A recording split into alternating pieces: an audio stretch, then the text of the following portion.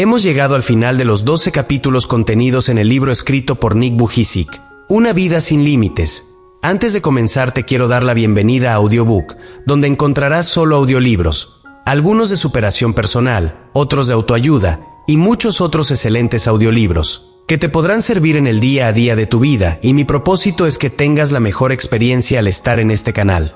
Que te sientas muy bien al escuchar cada audiolibro, esa siempre es mi prioridad, porque mereces lo mejor. Quiero contarte que desde el inicio, este viaje ha sido una exploración profunda de los límites visibles e invisibles que nos rodean. En el primer capítulo, comenzamos con la premisa fundamental: los límites no existen, salvo en la mente de quienes los aceptan sin cuestionar. Cada capítulo que siguió fue una pieza clave en la construcción de un nuevo paradigma, una invitación a desafiar barreras y a mirar la vida con una perspectiva de infinitas posibilidades. Cada historia tiene un principio, un desarrollo y un desenlace, pero las mejores historias, las que realmente transforman vidas, nunca terminan. A lo largo de estos 12 capítulos hemos recorrido un camino de descubrimiento, cuestionando límites que parecían insuperables, desafiando reglas impuestas sin razón y aprendiendo que la verdadera libertad nace en la mente y florece en el corazón. Hemos explorado el valor del riesgo, la importancia de la autenticidad y la magia de vivir sin miedo. Descubrimos que los obstáculos pueden ser puntos de inflexión, que el miedo no debe dictar nuestras decisiones y que la autenticidad es el pilar sobre el cual se construyen los sueños más audaces. Aprendimos a soltar el peso de las expectativas ajenas, a redefinir el éxito en nuestros propios términos y a abrazar el riesgo como un aliado, no como un enemigo. Reflexionamos sobre el poder de la resiliencia, sobre la magia de la gratitud y sobre la necesidad de romper las absurdas reglas impuestas por la sociedad, muchas de las cuales limitan nuestra capacidad de alcanzar lo extraordinario. El viaje ha sido largo durante estos 12 capítulos. Hemos visto cómo Nick Vujicic ha enfrentado miedos, desafiado normas, roto cadenas invisibles y explorado la inmensidad de lo posible. Pero ahora, en este último capítulo, se presenta la pregunta más grande de todas: ¿qué significa realmente vivir sin límites? No se trata solo de sobrepasar obstáculos, de ignorar las barreras que otros intentan imponer, sino de abrazar la vida con una convicción absoluta, con el corazón abierto y la certeza de que cada instante es una oportunidad de transformación. Vivir sin límites es más que un concepto, es un compromiso con la autenticidad, un pacto inquebrantable con nuestros sueños y una invitación a ver el mundo con ojos de posibilidad. Es soltar el miedo al fracaso, entender que las caídas son parte del camino, y reconocer que la verdadera grandeza no está en lo que logramos, sino en cómo elegimos vivir. Porque al final, la única frontera real es la que nosotros decidimos colocar o derribar. Y ahora, en este último capítulo, todo cobra sentido. La verdadera esencia de una vida sin límites no está simplemente en el acto de desafiar restricciones, sino en la decisión diaria de vivir con propósito, con valentía y con el corazón abierto a lo desconocido. Este capítulo es la culminación de cada lección aprendida, la afirmación de que el camino recorrido nos ha preparado para el mayor desafío de todos: vivir plenamente, sin miedo y con la certeza de que lo imposible es solo aquello que aún no hemos intentado. Porque una vida sin límites no se define por lo que dejamos atrás, sino por lo que estamos dispuestos a construir. Y ahora, con cada palabra escrita en este último capítulo, la historia no termina, simplemente comienza una nueva página, en la que los únicos límites que existen son los que decidimos romper. En esta ocasión te traigo el capítulo 12.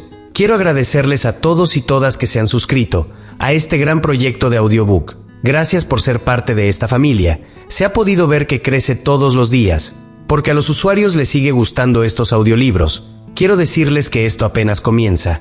Vendrán más grandes autores que te pueda ayudar en el día a día, como Dale Carnegie, y muchos otros grandes entre los grandes.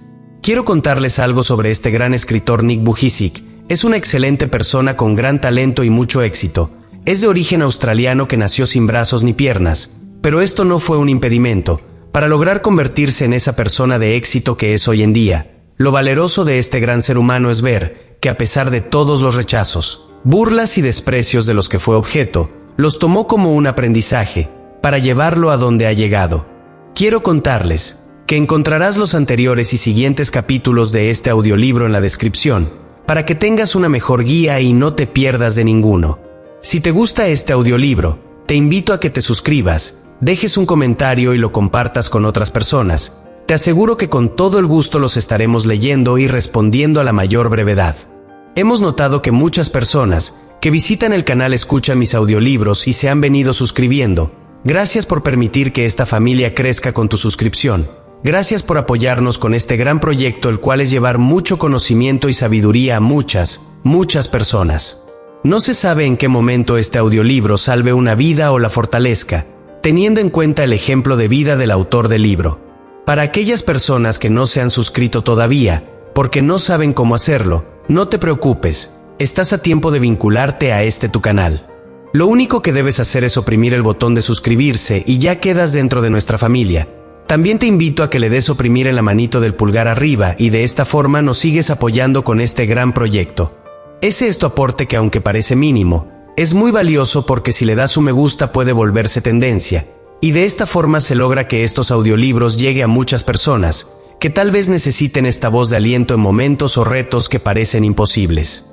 Recuerda que la única forma para que te llegue la notificación cuando suba los siguientes audiolibros de otros autores como de Dale Carnegie, Napoleón Hill, Wayne Dyer, Zig Ziglar y muchos otros, que como mencioné antes, han sido grandes entre los grandes. Todo esto lo obtendrás con tu suscripción, así que tendrás una enorme ventaja al suscribirte.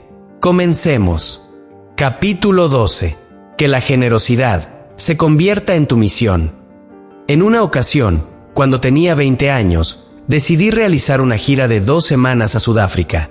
La gira la había organizado una persona a quien yo no conocía. Mamá y papá no se sentían muy entusiasmados porque les preocupaba mi salud y mi seguridad. Además, los gastos eran muy fuertes. ¿Te lo puedes imaginar? John Ping había visto uno de mis primeros videos y se propuso convencerme de hablar ante las personas más necesitadas en las regiones más pobres de su país. A través de su red de iglesias Doxadeo, él mismo organizó una serie de presentaciones en escuelas, congregaciones y orfanatos. John escribió, llamó y envió correos electrónicos pidiéndome que viajara a su país. Su persistencia y entusiasmo desencadenaron algo en mí. A veces, cuando era chico y me torturaba pensando en mi situación y mi futuro, la única otra actividad además de la oración, que me hacía sentir aliviado, era hacer algo por otra persona. Mientras más me regodeaba en mis problemas, peor me sentía, pero cuando cambié mi actitud y me enfoqué en servir a otros, me sentí más animado y pude entender que nadie sufre solo. Si tienes mucho o poco que ofrecer, solo recuerda que los pequeños actos de gentileza son tan valiosos como las grandes donaciones. Si logras hacer la diferencia para una sola persona, ya con eso habrás logrado algo importante, porque la bondad por sí misma puede detonar una reacción en cadena de buenas acciones. De esa forma, tu esfuerzo inicial se multiplicará varias veces. ¿Cuántas veces alguien ha hecho bueno por ti y luego, al sentirte agradecido, has hecho algo bueno por alguien más? Creo que esa respuesta es parte de la naturaleza que Dios nos concedió. Anteriormente mencioné que el breve comentario de una niña en mi escuela me llenó de confianza y significó un cambio fundamental en mi vida, justo en el momento en que me sentía inútil y marginado. Esa niña me motivó a creer que tal vez yo tenía algo que ofrecer.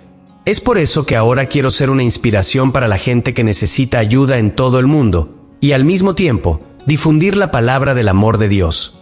La sutil gentileza de esa niña hacia mí ha crecido exponencialmente. Así que si eres de los que dicen que harían más si tuvieran más, yo te invito a que hagas lo que puedas hoy y todos los días. El dinero no es la única forma en que puedes contribuir. Todo lo que Dios te ha brindado lo puedes compartir para beneficiar a otros. Si eres diestro en la carpintería u otras actividades, ofrece tu talento a la iglesia, a organizaciones como Habitat for Humanity o a las víctimas de desastres como el de Haití y otros lugares. Puede ser tejer o cantar, administrar o reparar autos. Existen muchas formas en que se pueden multiplicar tus aptitudes. Hace poco, un estudiante de Hong Kong envió un correo electrónico a mi sitio web y me demostró que todos podemos hacer la diferencia, no importa la edad ni el nivel económico. Tengo una vida muy afortunada, pero aún así, hay algunos momentos en que me siento inútil y asustado. Tenía mucho miedo de entrar a la preparatoria porque había escuchado que los estudiantes mayores trataban mal a los novatos.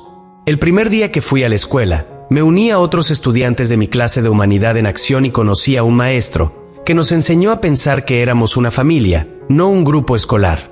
Con el tiempo aprendí muchas otras cosas. Nos hablaron de sucesos de importancia que habían tenido lugar en otras partes del mundo. Entre ellos, el genocidio de 1994 en Ruanda y el genocidio actual en Darfur, Sudán. Los otros chicos del grupo y yo llegamos a sentir algo que no habíamos experimentado nunca antes: pasión. Nos apasionamos por comprender lo que le estaba sucediendo a la gente en Darfur. A pesar de que la gente no espera mucho de adolescentes de 14 años, encontramos la forma de mostrarle al mundo que podíamos hacer la diferencia. Montamos una obra de teatro en la que le mostramos al público lo que estaba sucediendo en aquel lugar sudafricano. Encontramos una pasión que encendió nuestras almas y corazones. Gracias a eso logramos hacer lo que nadie esperaba: reunir suficiente dinero para enviar víveres a la gente en Darfur. Sabias palabras de un joven, ¿no es así? La pasión de servir a otros es tal vez el más grande don que Dios nos puede otorgar. Estoy seguro de que la gente de Darfur beneficiada al recibir los víveres se sintió agradecida por cada artículo, pequeño o grande. El maravilloso poder de Dios se refleja en el hecho de que si deseamos hacer algo por otros, nuestra disponibilidad es tan importante como nuestra capacidad. Dios trabajó a través de nosotros, lo hace cada vez que intentamos ayudar. Adivina quién te va a ayudar cuando estés dispuesto a realizar buenas obras. Dios. La Biblia dice: puedo lograrlo todo a través de Cristo, quien me da fuerza. Todo aquello que deseas para ti, hazlo por otros. Si los pequeños actos de compasión los conviertes en parte de todos los días, te sentirás más poderoso y te liberarás de tus heridas y desilusiones. Nunca debes esperar beneficios por ser generoso o por apoyar a otros. Sin embargo, te aseguro que las buenas obras conducen a recompensas sorprendentes. Soy el abogado de la generosidad incondicional, porque es una manera de honrar a Dios y de multiplicar sus bendiciones. También creo que cuando haces algo por los demás, las bendiciones vuelven a ti, así que si no tienes un amigo, conviértete en uno. Si tienes un mal día, ayuda a que el día de otra persona sea bueno. Si te sientes lastimado, ayuda a otros a sentir alivio. Nunca se sabe la diferencia que puede significar un pequeño acto de gentileza en este mundo. Las pequeñas ondas se pueden transformar en enormes olas. Aquella compañera que me vio acongojado porque me molestaban los otros, me dijo que me veía bien, y con eso, no solo logró aliviar mis heridas, también encendió una pequeña llama que catapultó mi carrera y mi misión de alcanzar a otros en todo el mundo. Pasión por conectarse.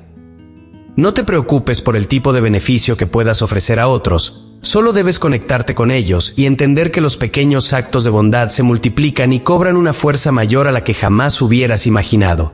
Así como el estudiante de Hong Kong, poco a poco me apasioné por viajar a Sudáfrica, y entre más me emocionaba por el proyecto, más me involucraba con Yon Ping. Pasé 3 semanas orando, pidiendo sabiduría para saber si debía aceptar la gira. Después de eso, sentí que en verdad había sido convocado para ir. Quería ofrecer inspiración sin límites y este parecía un buen primer paso hacia un ministerio global. Conocía muy poco sobre Sudáfrica y nunca había viajado tan lejos sin mis padres. Papá tenía amigos allá, así que habló con ellos, pero después de las charlas, no pudo sentirse más tranquilo. Le comentaron que los crímenes violentos se habían convertido en un serio problema y que con frecuencia había ataques, robos y asesinatos de turistas. No es un lugar seguro, Nick, me dijo mi padre. Ni siquiera conoces al tal Yon Ping.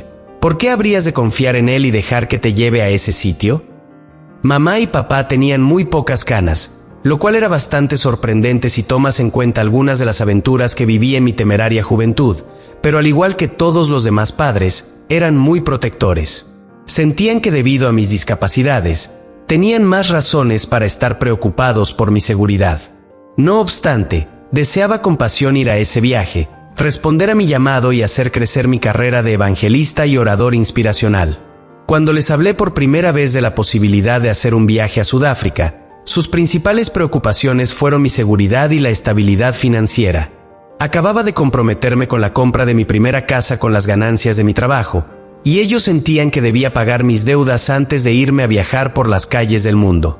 Sus preocupaciones se dispararon cuando les confesé que, primero, estaba planeando donar $20,000 de mis ahorros a orfanatos en Sudáfrica, y segundo, que quería que me acompañara mi hermano menor. Ahora, al ponerme en los zapatos de mis padres, puedo darme cuenta de lo terrible que debió haber sido para ellos.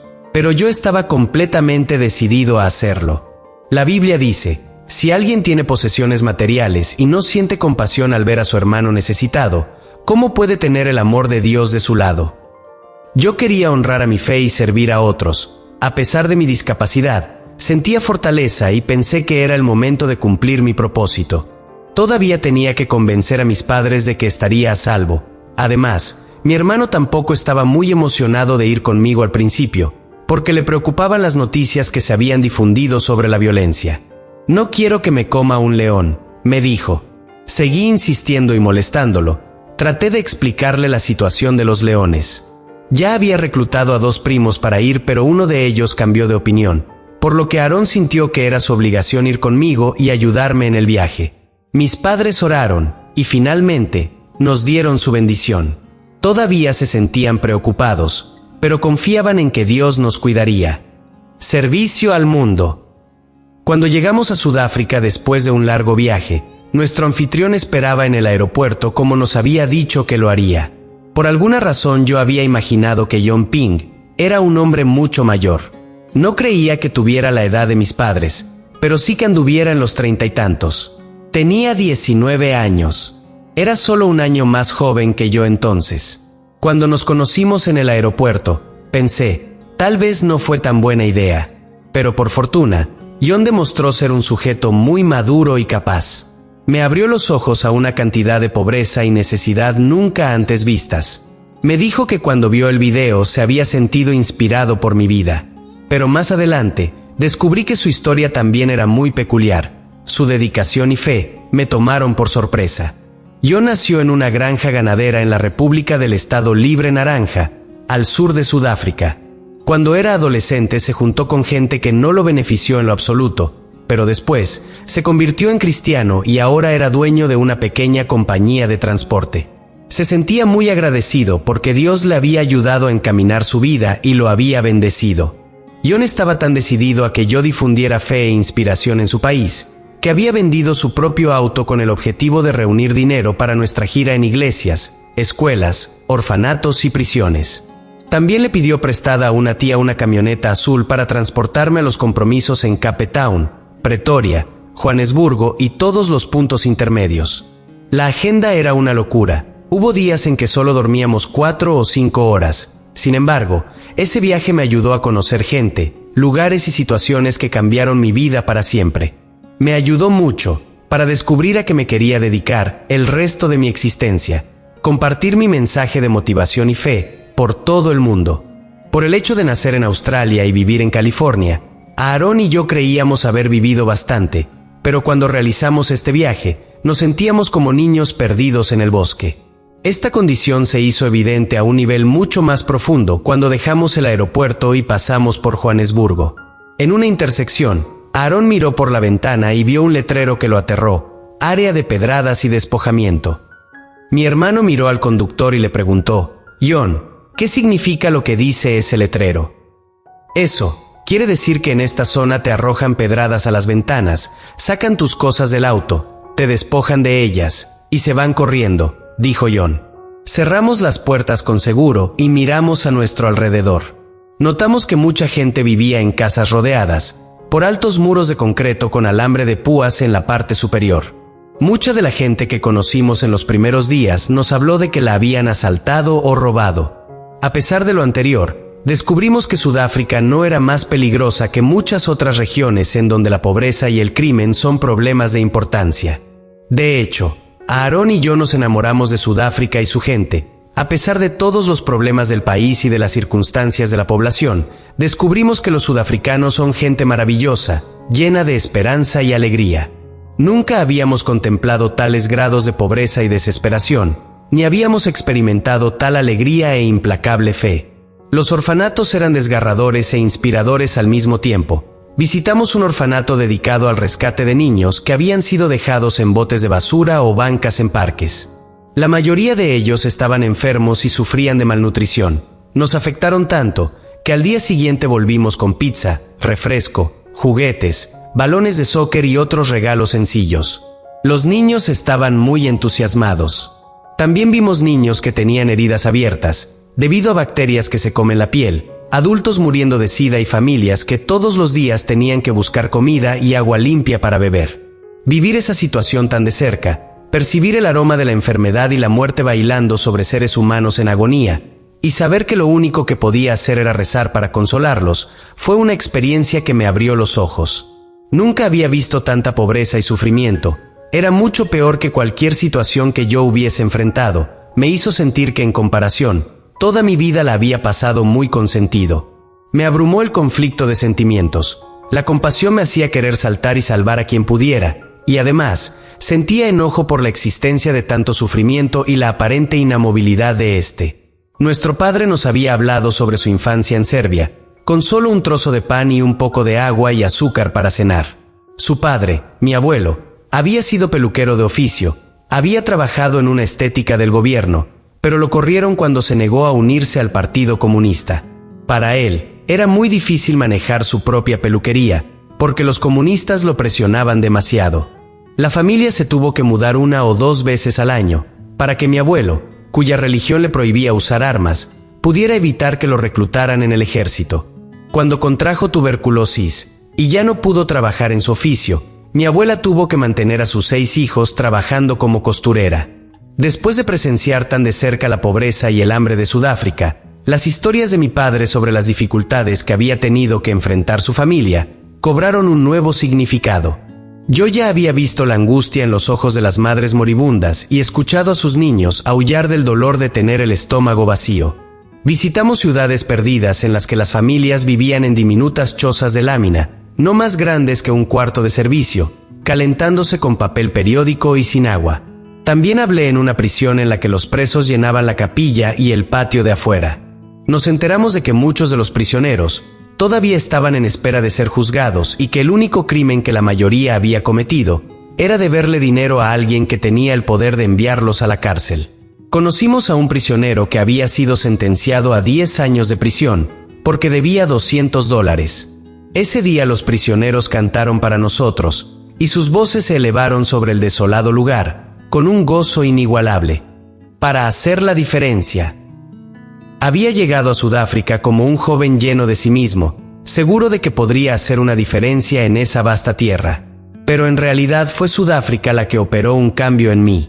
Cuando des un paso hacia afuera de ti mismo y de tus preocupaciones y te enfoques en llegar a otros, sufrirás un cambio, te sentirás avasallado, inspirado. Sentirás, más que nada y que nunca, que te sobrecoge el sentimiento de que eres parte de algo mucho más grande que tú mismo. Y no solo eso, también comprenderás que puedes hacer una contribución. Todo lo que hagas para enriquecer la vida de otros hará que la tuya cobre más sentido. Después de nuestros primeros días en Sudáfrica, pude comprender por qué John Ping estaba tan empeñado en ayudarme a difundir el mensaje de esperanza y fe en su país. Él había visto mucho más de lo que yo. Comprendí que yo había vivido con demasiado egoísmo y ensimismamiento.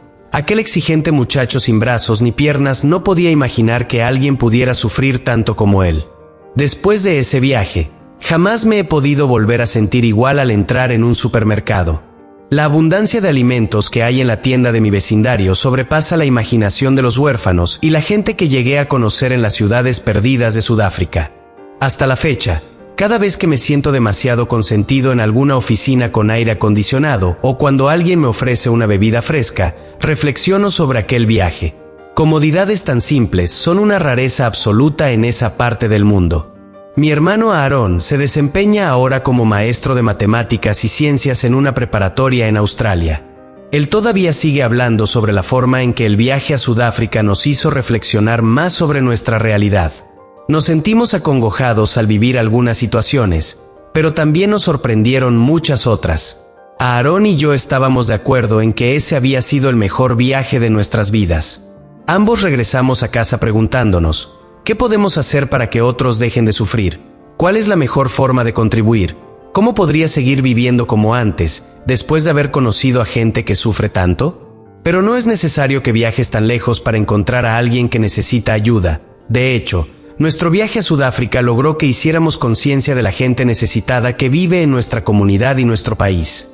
Es muy fácil encontrar lugares a los que puedes donar tu tiempo, talentos o dinero: iglesias locales, asilos, la Cruz Roja, el Ejército de Salvación, refugios para indigentes, bancos de alimentos y cocinas en donde se sirven alimentos para gente pobre. Tú puedes lograr hacer una gran diferencia, donde quiera que vayas, no importa si ayudas con dinero, tiempo, recursos o con tu red de amigos y colaboradores.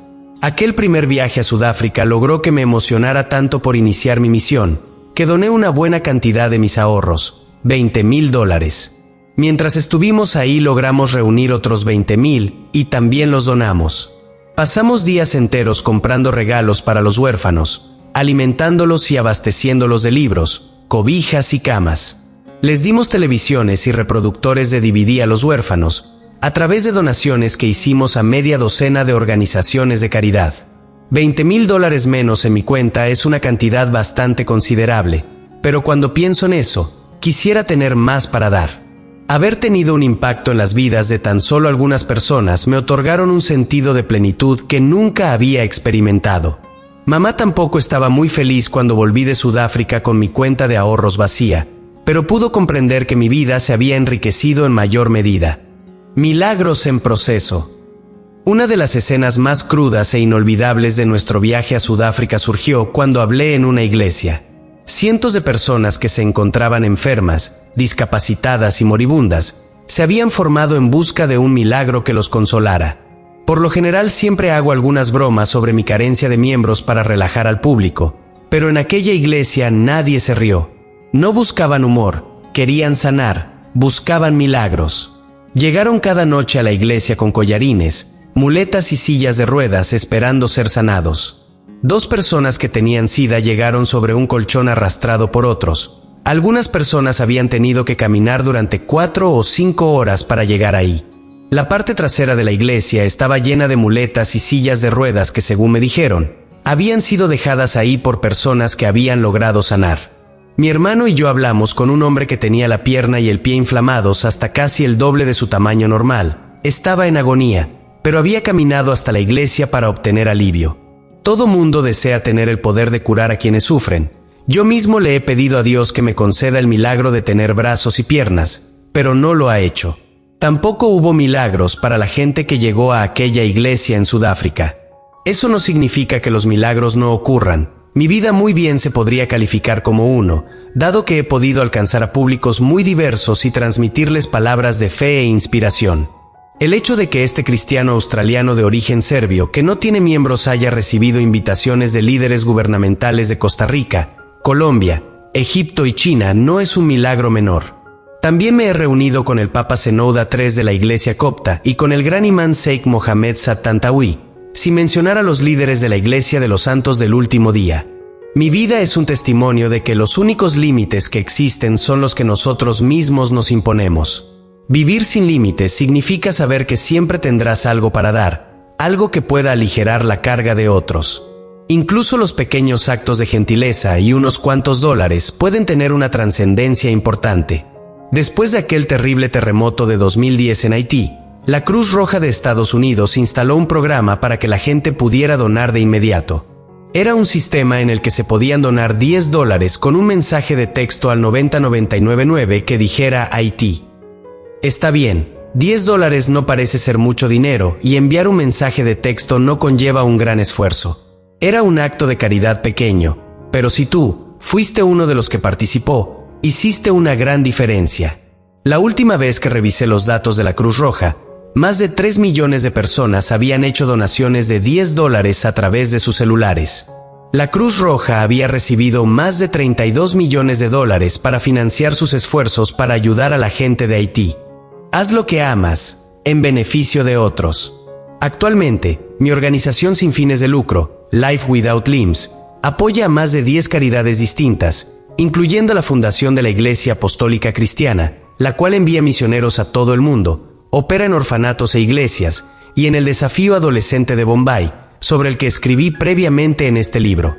También nos hemos asociado con Johnny and Friends para regalar sillas de ruedas restauradas a gente que las necesita.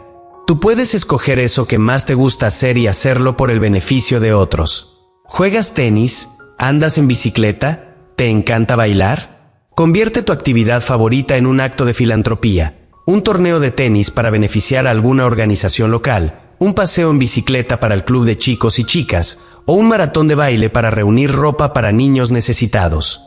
A Hilary Lister le encanta navegar en barco.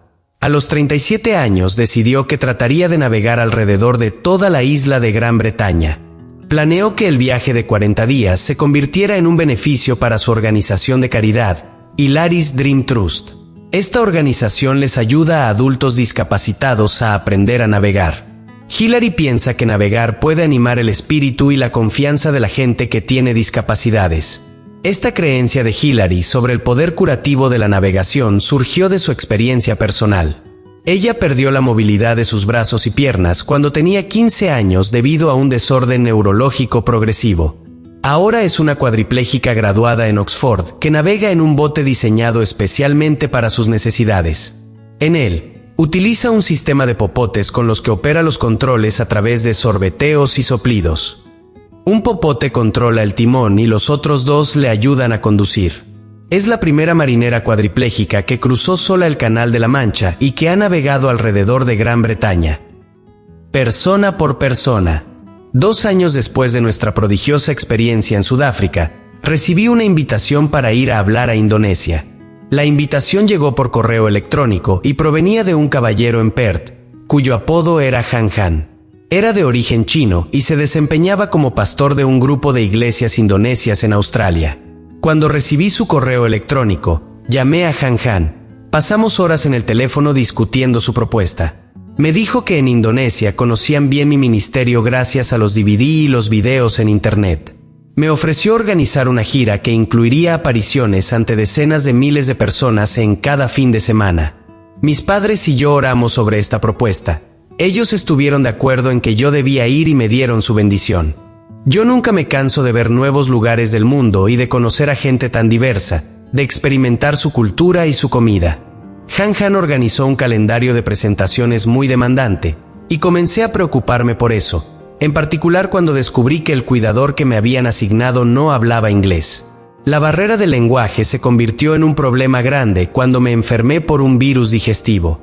Como mi cuidador no podía entenderme y yo no podía señalar lo que necesitaba, llegamos a situaciones muy frustrantes.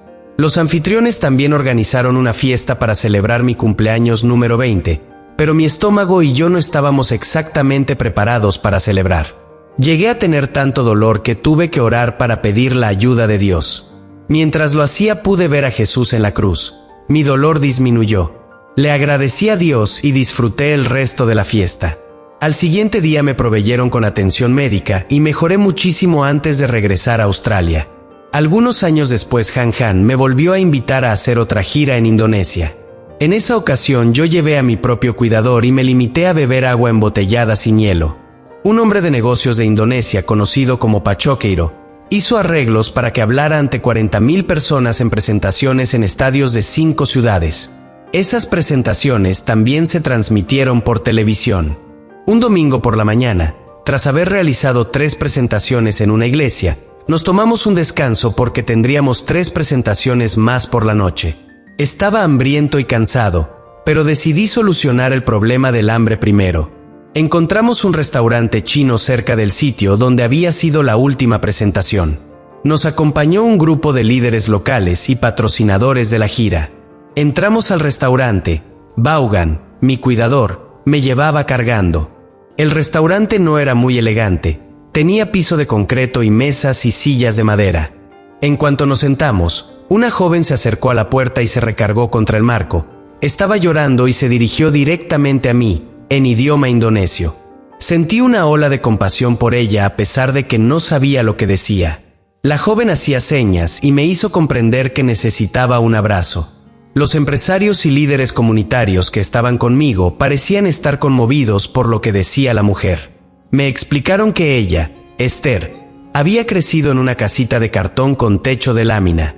Vivía con su madre y 2 hermanos a las orillas de un basurero, en donde buscaban comida todos los días y reunían trozos de plástico que vendían a fábricas de reciclaje. Esther tenía fe en Dios, pero cuando su padre abandonó a la familia, perdió la esperanza y pensó en suicidarse. Creía que no valía la pena vivir la vida.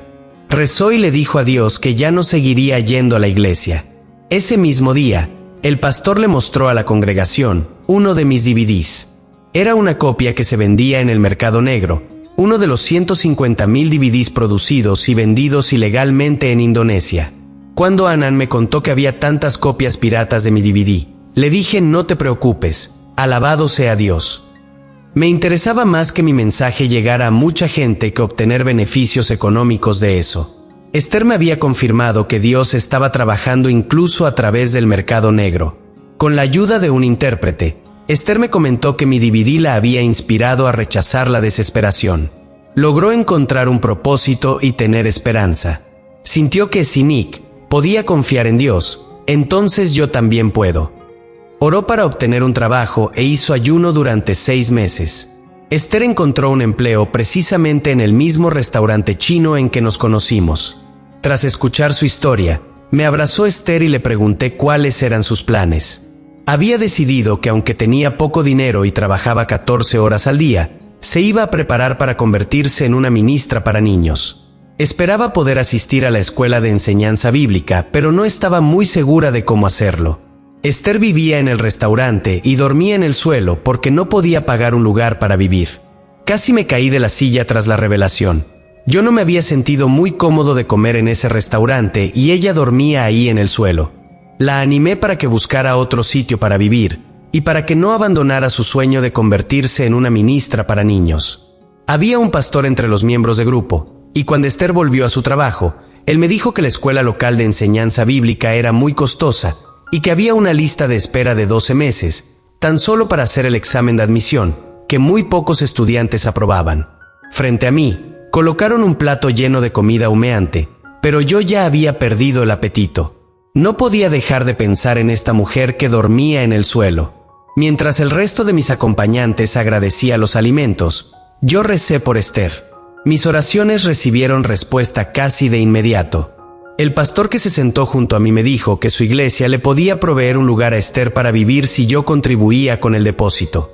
Luego pregunté si Esther podría pagar la renta y el pastor me aseguró que sí. Estuve de acuerdo en hacerlo y me sentí muy emocionado de poder decirle a ella. Pero antes de que ella volviera a la mesa, uno de los empresarios dijo que él mismo podría pagar el depósito. Le dije que apreciaba su oferta, pero que yo también deseaba participar, y en ese momento habló otra persona del grupo. Soy el presidente de la escuela de enseñanza bíblica, dijo. Le voy a permitir a Esther hacer el examen esta semana, y si lo aprueba, me encargaré de que le sea otorgada una beca. El plan de Dios se había materializado ante mis ojos. Esther obtuvo un 100 en el examen y se graduó de la escuela en noviembre de 2008. Ahora es la directora juvenil de un ministerio infantil en una de las iglesias más grandes de Indonesia y tiene planes para fundar un orfanato en su comunidad. A lo largo de este libro te he hablado mucho sobre el poder del propósito. La historia de Esther es un testimonio de ese poder.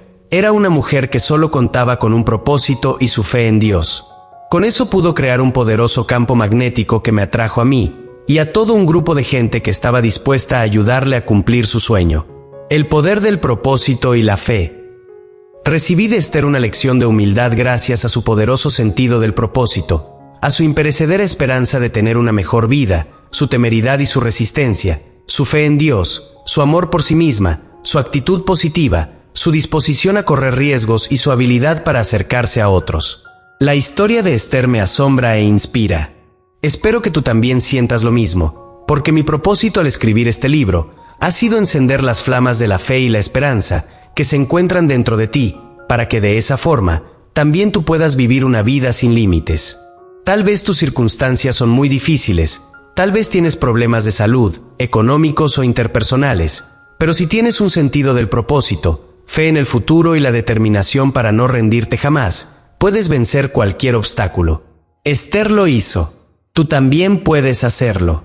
Cuando era chico, a veces me parecía que mi falta de miembros era una dificultad infranqueable, pero mi incapacidad resultó ser una bendición de muchas maneras, en especial, porque gracias a ella aprendí a seguir el sendero de Dios. Tal vez enfrentes muchas tribulaciones, pero debes saber que sin importar cuán débil te sientas, Dios es fuerte. Él me transformó de un discapacitado en un hombre capaz e inculcó en mí la pasión de compartir mis historias y mi fe, para ayudarles a otros a lidiar con sus propias dificultades. Comprendí que mi propósito era transformar mi lucha en lecciones que glorificaran a Dios e inspiraran a otros. Él me bendijo y me tornó en una bendición para otras personas. Distribuye con entusiasmo tus propias bendiciones y entiende que cualquier cosa que hagas se multiplicará exponencialmente. Dios trabaja en todos los sentidos para mejorar la vida de quienes lo aman. Él te ama y yo te amo también. Con frecuencia, a los cristianos se nos dice que somos las manos y los pies de Cristo en la tierra. Si yo tomara esa frase de manera literal, podría sentirme un poquito marginado. Por eso, prefiero tomarla espiritualmente. Mi servicio para Dios consiste en tocar todas las vidas que me sea posible, a través de mi testimonio y ejemplo.